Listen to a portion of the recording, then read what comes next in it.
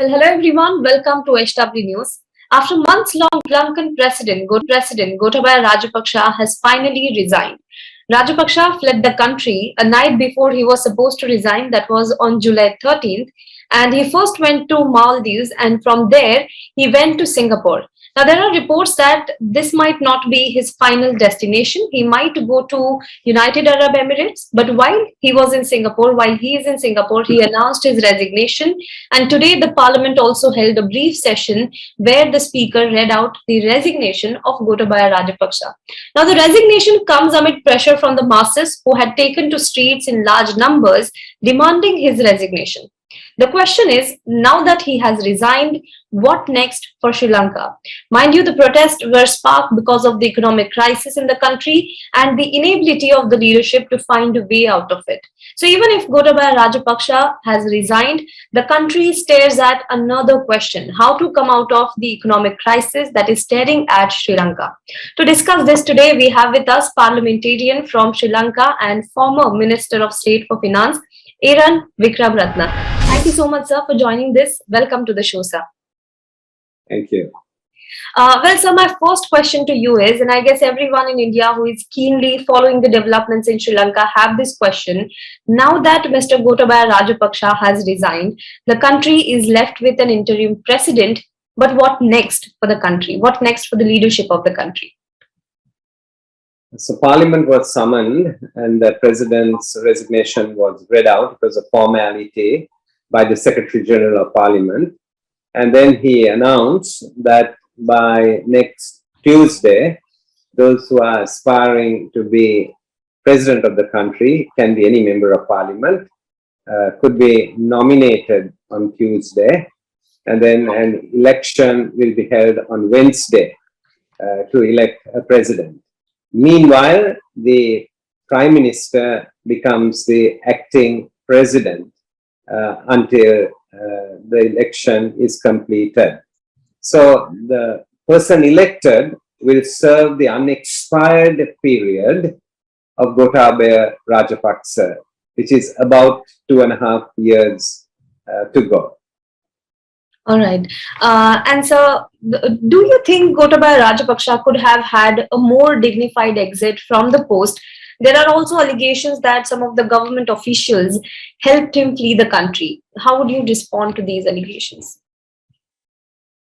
Certainly, he could have had a very much more dignified exit if he had thought about it. And here I could tell you this with my personal knowledge. Because on the 9th of May, there was an attack on peaceful demonstrators in the city of Colombo, in the golf face green. And on hearing on it, Sajid Premadasa, the opposition leader, myself, and one of the MP basically made our way to the green. And we also personally came under attack and we had to run for cover. We just went there to stand with the peaceful protesters and said that it should be peacefully dealt with. Gotabaya Rajapaksa had invited Sajid Premadasa to be sworn in as Prime Minister previously. And therefore, on the 10th of May, the day after that, the General Secretary of our party and 3 members of Parliament, including me, went to see President Gotabaya Rajapaksa. At that meeting, I explained to him in detail that there was an amendment to the constitution that was required, that is to cut the powers of the executive presidency. The Sri Lankan constitution has a powerful presidency, and Gotabaya Rajapaksa amended it to increase his presidential powers. So I took the amendment along with me and my colleagues, and we went and explained it to him. And at that meeting, I went through details and I said, you bring this amendment as your amendment, not as an opposition one.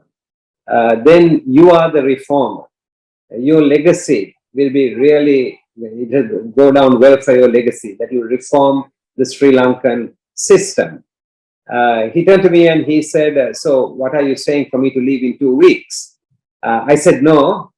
It will take 6 weeks to bring in this amendment. We'll vote in Parliament. If you bring it, because you have a majority in parliament, there will be a 2/3 majority with the opposition voting with you. And then after that, this will have to go to a referendum. I said that can be held, months down the road with a general election. But the fact that we have voted in parliament to cut the powers of the executive presidency sends a clear signal to the country that you are serious about the reforms. And then I said, this will also permit a dignified exit from your office, a peaceful democratic transition. And this discussion went on for 2.5 hours. He appeared to agree, and he actually said, why don't we continue the discussion? And over the next couple of days, I was assigned from the opposition to continue the discussion with another member of parliament from that side. But in that process, he saw in a new prime minister. And then the whole thing went in a different direction. And now we had the result of that, because as you're going to your question, there was a peaceful way, there was a dignified way, there was a constitutional way in actually handling it. But he went another route, and we have now seen the consequences that people had to come in an uprising, and he had to flee the country. Well, but not only Gotabaya Rajapaksa, I mean, he succeeded in fleeing the country, but the other members of his family also apparently tried to flee the country. We saw the video of Basil Rajapaksa trying to flee out of the country, but the immigration officials stopped him. There were reports that Mahinda Rajapaksa is now barred from leaving the country. Other members of the Rajapaksa clan also tried to flee the country. Why flee the country if you have the majority? People have elected you in the power. If they are not happy with you, you should talk to them. Fleeing the country will not solve the problem, right? Yes, the cry in the country was Rajapaksa's go. Gotabaya Rajapaksa go home. We want a clean government. We want, corruption dealt with. We want a systems change. And that was the plea in the country, and protesters and others were really at it. It was several months this went on. And so, as you said, people are crying for justice, and therefore some have gone to court. They have got a court stay order that both the past president Mahinda Rajapaksa and Basil Rajapaksa, another brother who was finance minister, can't leave the country. And also some officials who work with them can't leave the country. So that is the present legal status. And I think we need to leave it to the judicial process to actually deal with the issues of justice. Well, now that the presidential contest will be there in the country, so is there a political consensus among all the parties in Sri Lanka as to who will be the next president of the country, or is there going to be a multi-cornered fight? As at present, there is no one candidate, right? As at present, there are some candidates who have already mentioned publicly that they will be contesting the election. And then, if that is the case and a consensus is not reached before nominations on Tuesday, there certainly will be more than one candidate. And if there is more than one candidate, then clearly it needs to be an election. So that the existing acting president could be one candidate. Then the main opposition party, the Samagi Janabala Vegaya, has mentioned that it will also field a candidate, and it will field its leader, Sajid Premadasa. And then some other candidates have also gone public saying that they will contest. But I won't rule out the possibility, right, that through discussion that a consensus could be built before nominations are actually handed in. Considering that there were large-scale protests against Gotabaya Rajapaksa, now some sections of these protesters are also not really happy with Ranil Wickremesinghe becoming the interim president of the country. This non-consensus on a presidential candidate, do you think it will be it will be a revival of this sort of protest once again in the country? Yes, it would be not unusual that basically people want to deal with the past. They want to basically deal with the Rajapaksa legacy. And therefore, the only way that ultimately you could deal with that is to go for fresh elections. So at some point, we need to have fresh elections, because even though the Gotabaya Rajapaksa was overwhelmingly elected and he had lost his mandate, and it was clear when people came onto the street. Similarly, this parliament also has lost its mandate in the sense of not legally, but its legitimacy. And therefore, an election is the only way in which you can restore legitimacy. But the question is that given the instability at the moment, to conduct an election, you need to create a certain level of political stability. And that's why you need an interim administration. And now it would be normal, of course, that the people who are associated with the Rajapaksas don't actually come forward to compete for the presidency, because I think that will be counterproductive. I remember in 2019, while we were in office and I was the State Minister of Finance in that government, and in November 2019, a presidential election was held. Our candidate lost, and Gotabaya Rajapaksa was elected president of the country. One of the first things we did was, at that point, is actually our government made way so that Gotabaya Rajapaksa could appoint a new government, even though legally we could stay on, because the question arises about the ethics of it and the legitimacy of it. And similarly, I think that those who are associated with the Gotabaya Rajapaksa and the Rajapaksa regime, at this point of the interim and the transition, should probably stay out of it so that we can create some stability and then ultimately go for an election so that the people could decide who should be representing them. Well, Sri Lanka in the past has also seen instability. It has also seen a churn in the past as well. But this protest, where common people came out in large numbers against politicians, so much so that politicians had to take note of it. What does that mean for Sri Lanka going forward? Do you think it will change the relationship between the government and those who are governed? It must change it. That is the cry of the people. This protest is unprecedented. It was led by the youth. My generation has failed this country. And the young people have come forward. And the young people are basically more educated. They are more globally connected than our generation. They know everything that happens around the world almost instantaneously. And their aspirations are different. They want a different political culture. They want equality. They want every person's dignity to be recognized. Traditional politics, and I would even say traditional Asian politics, where race, caste, religion, and class dominate, all that has come into question. Majoritarian rulership has come into question with what's happening now. Society has advanced. And therefore, I don't think the old political order, right, could try to keep the status quo. It has to change. There has to be reforms. And they are crying for a systems change. If we think we could paper over this and get over this, I think that's going to be a very big mistake. And therefore, some things need to be done.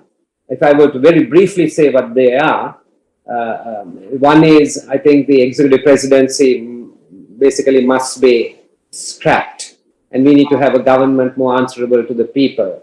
The sovereignty lies with the people. We have to bring in independent commissions where the president can nominate, the president can appoint, but checks and balances, whether the people they are appointing are fit and proper, must be independently determined. You can't leave it only in the hands of a few politicians. We have only one house. We used to have two houses previously. which we inherited from the time of the British. We did away with one. And we have only one house, and we appoint 29 national list members of parliament. We should have minimum qualifications for appointed members, even though other members have a right, whatever their background, to represent people. But those who are appointed, we must bring it in. Or we need to consider a second chamber. That is an important thing. In addition to that, everybody doesn't come into politics, but there is a cry from the youth. There's a cry from professionals, a cry from academics, cry from activists, also to be consulted in the process of governance. We need a national council to be created, which could work in consultation with the cabinet of the country, the executive arm of the country. That's another change that is actually required. So we have so many changes. Corruption has become a big thing. We need to have an independent commission. We have a commission fighting corruption, CIABOC. 25 years, no significant high official or politician has been convicted. That's because it's not independent. A new law was written in 2019 that needs to be brought in immediately and enacted in Parliament. People who are coming into public office like myself, politicians or public officials, should declare and make public the assets and liabilities so that the Auditor General or somebody could actually inquire into it. Then there's allegations that politicians and those who govern have stolen properties, hidden them in the country and overseas. So a stolen assets recovery program, as promoted by the United Nations and the World Bank and so forth. We need to bring in a law immediately in this country, right? So that, one is it will become a deterrent, and those who have already committed the crimes will be brought to justice. So there are so many system changes that are needed. I think nobody could ignore that. A new administration could get down to that work really quickly, and that will only be the beginning. Well, that's right. But as I said at the start of this interview, we should not forget that the protests were also sparked by the economic crisis that country is staring at. So how does the road to economic recovery looks like? Because now that Gotabaya Rajapaksa has resigned, the country still is facing an economic crisis. So how would the country deal with it? The economic crisis is unbearable. People came onto the street. Even as I'm speaking to you, people are waiting for petrol and diesel for days. They are staying in long queues or vehicle queues, running into several kilometers. It's unbearable. Cooking gas was not there. Shortages of food and shortages of pharmaceuticals. Sri Lanka has never experienced this in our lifetime. And so therefore people just can't put up with it. And this is we've gone to an economic crisis because we had a crisis, a political crisis, and the crisis of management. So the first step in putting it right is to have a stable government. We have commenced discussions with the International Monetary Fund, and a new government, once it's in place, I think within weeks, could sign up a staff level agreement with the International Monetary Fund. And then several months later, we could bring it to finality so that it goes to the IMF board, and then it would be approved. And that will give a signal to the markets that Sri Lanka is serious about tackling its twin deficit problem, a budget deficit and a balance of payments deficit. And that there's going to be discipline and fiscal discipline in the economy. And that signal will go well even with the rating agencies, because now we have no access to the markets and to the debt markets. So that will certainly also help. And then if we have to take on those reforms and implement those reforms, it will hurt people further, and the poor and the vulnerable in particular. Therefore, we need to have a social protection scheme in place. I think the world understands it. The multilateral agencies understand it. If you really want to push through reforms, at the same time, you have to protect those who are poor and vulnerable. And therefore, we need to get their assistance and then protect them so that we can take the hard decisions on the economy and just move ahead. So we need some bridging finance right at the beginning. India has provided some suppliers credits. We will need more help. We'll need more help from the multilaterals. After the IMF program has been agreed on, we will need some emergency funding. We also from other friendly countries. Every indication is that if they have a new government in place, a government that can be trusted by the people of Sri Lanka, then the international community, that I think there will be goodwill, and therefore we can tackle it. We need approximately $400 million a month just to pay for fuel. And our remittances, for example, from Sri Lankan living overseas has come down tremendously. I believe that if stability returns, that some of that will just come just by the remittance increases that Sri Lankans living overseas will send. So there's much to be done, but we have to get on the right track first. And the political stability is a precondition. Correct. So my one last question to you is, and I think everyone in Sri Lanka is also looking at this question. People are angry and there are demands for Rajapaksa to be extradited to the country. Do you think it will happen? Will Rajapaksa will be extradited to Sri Lanka and will he be tried? I think that as I spelled out, when those anti-corruption measures are put in place by the new administration, then it will have to be pursued. And the judicial processes will have to be pursued. I think that definitely there is no question that there has to be justice. But we also need to make sure it's done in a just way and a just manner. And the judicial processes must prevail. And that doesn't go just for the Rajapaksas. It goes for other high officials and other politicians too. We say if they have committed crimes, then there must be justice. But that should be through a judicial process. And I think any new administration will have to commit to that because that is a demand of the people on the streets.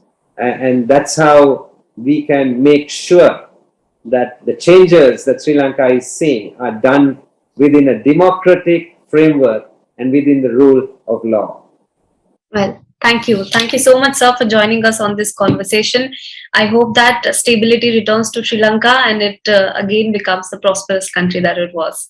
Thank you. Thank you so much. Thank you, Arti. Thank you very much.